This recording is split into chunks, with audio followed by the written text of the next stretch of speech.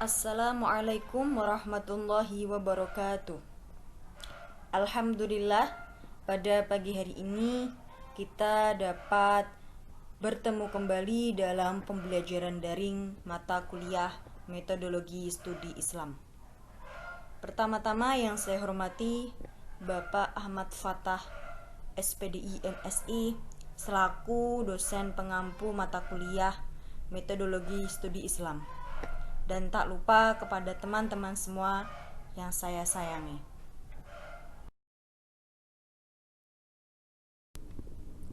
Kami dari kelompok 3 akan menyampaikan hasil diskusi kami, yaitu tentang studi Islam kawasan, yaitu kawasan Asia, Afrika, dan Eropa.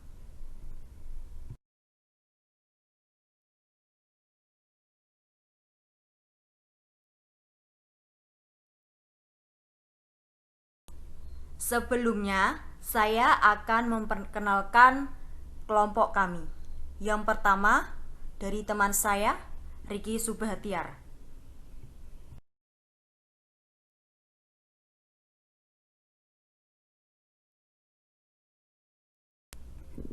Yang kedua, dengan saya sendiri, yakni Cyril Wafa Khudori. Selanjutnya, untuk pemateri pertama akan saya sampaikan sendiri, yaitu yang pertama mengenai pengertian studi Islam kawasan.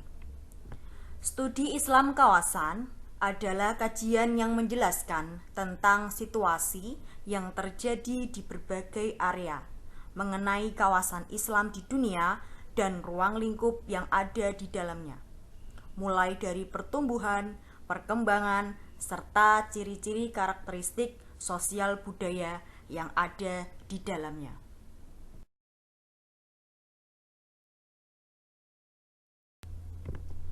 Untuk pembahasan yang kedua, kita akan membahas tentang studi Islam kawasan Asia.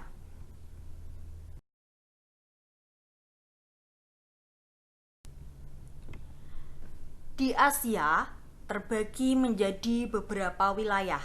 Yang pertama yakni Asia Tenggara. Islam di wilayah ini berkembang dengan aman dan damai, sehingga berdampak pada sikap umat Islam di wilayah ini yang dihuni oleh mayoritas pengguna bahasa Melayu.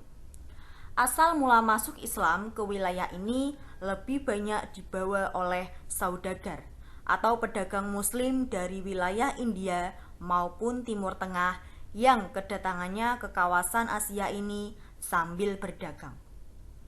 Setidaknya ada 4 teori utama tentang asal-usul Islam di Nusantara yang diperdebatkan dalam membahas kedatangan, penyebaran, dan islamisasi Nusantara. Yaitu yang pertama ada teori India, kedua teori Arab, ketiga teori Persia, dan yang keempat teori Cina.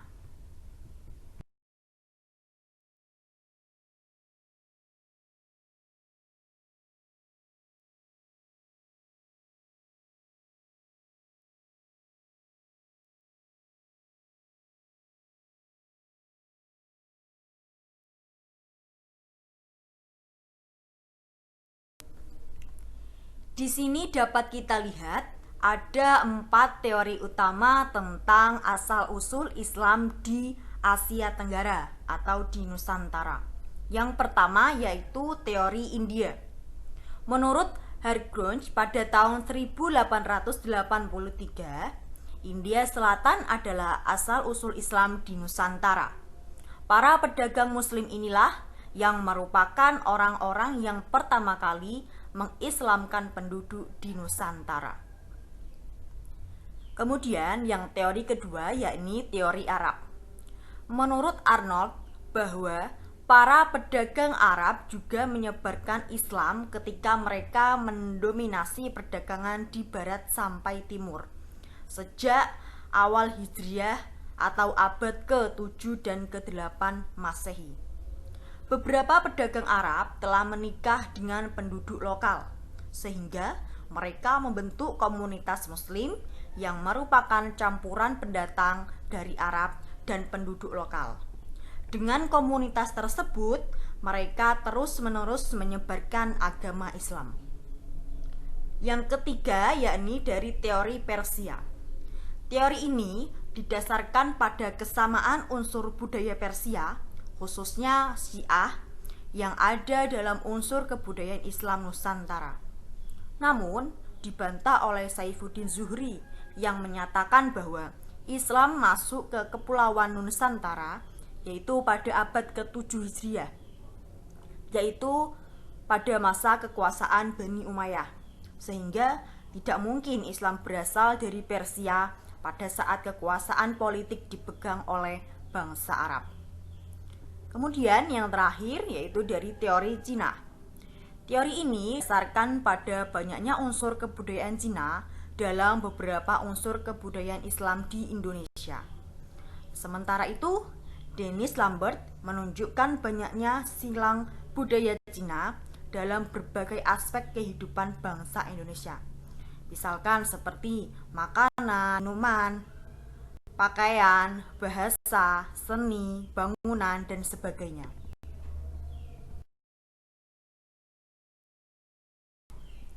Kemudian selanjutnya yaitu Asia bagian tengah.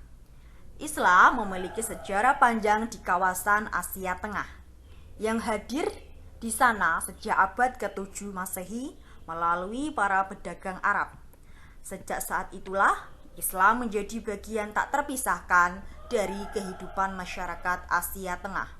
Sementara itu, mayoritas masyarakat Muslim Asia Tengah adalah berakidah Sunni dan bermadhab Hanafi. Rata-rata mereka berasal dari Turki dan bertutur bahasa Turki.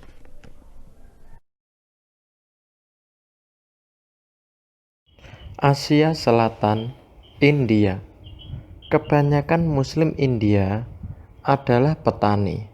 Pada saat ini, kebudayaan Islam India dengan keserbasamaannya yang menyeluruh dibanding dengan kebudayaan Hindu di anak benua ini mempunyai dua praktik yang sedikit berbeda antara Muslim di daerah utara dan selatan India.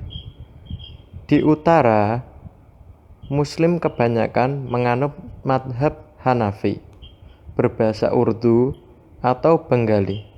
Di selatan, Muslim mengikuti madhab Syafi'i dan umumnya berbahasa Tamil. Sekitar 90% Muslim di India beraliran Sunni dan umumnya menganut madhab Hanafi. Di antara aliran Sunni, ada sekitar 4 juta Muslim bermadhab Syafi'i. Kebanyakan di negara bagian selatan, sisanya kebanyakan aliran Syiah, madhab Ja'fari di negara-negara bagian barat laut.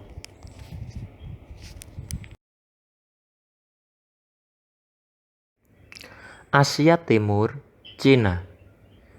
Di bawah dinasti Ming 1368 sampai 1644 Masehi, Cina dan dunia Islam mempunyai hubungan yang lebih erat. Pada masa ini, pertama kalinya orang-orang Muslim Cina dalam jumlah yang banyak melakukan ibadah haji ke Mekah. Pada zaman dinasti Ming, juga terjadi penerjemahan besar-besaran kitab-kitab yang berbahasa Arab ke dalam bahasa Cina, dan masjid-masjid dibangun di negeri Cina.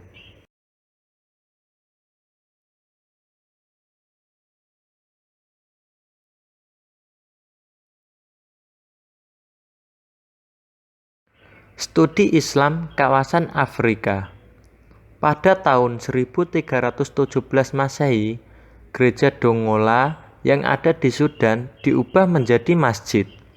Kemudian Islam disebarkan hampir di setiap daerah oleh setiap keturunan.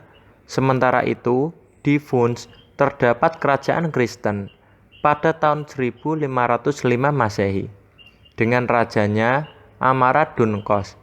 Islam disebarkan tidak hanya oleh elit politik dan masyarakat pedagang, tetapi juga didukung oleh migrasi sarjana-sarjana Muslim dan orang-orang suci di berbagai daerah di Funch.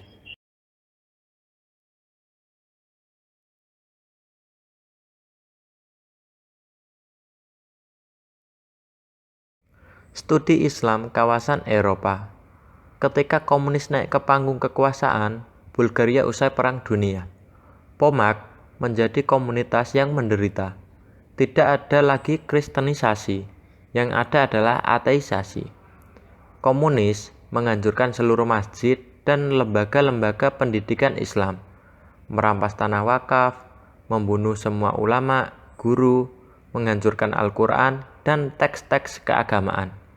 Di Eropa Barat, komunitas Muslim di Jerman, Inggris, dan Perancis memang tidak mengalami nasib yang tragis seperti saudara mereka di Bulgaria. Di Jerman, Muslim yang telah ada sejak sekian puluh tahun relatif hidup damai dan makmur secara ekonomi. Di Denmark, meskipun penganut Islam telah ada sejak 100 tahun dan pemeluknya terus bertambah, mereka mengalami kesulitan mendirikan masjid. Selalu muncul perlawanan dari kelompok sayap kanan dan ancaman penghancuran dan aksi dari masyarakat ultranasionalis. Terima kasih. Mungkin itu yang dapat kami sampaikan. Semoga bermanfaat. Kurang lebihnya kami mohon maaf yang sebesar-besarnya. Akhirul kalam. Wassalamualaikum warahmatullahi wabarakatuh.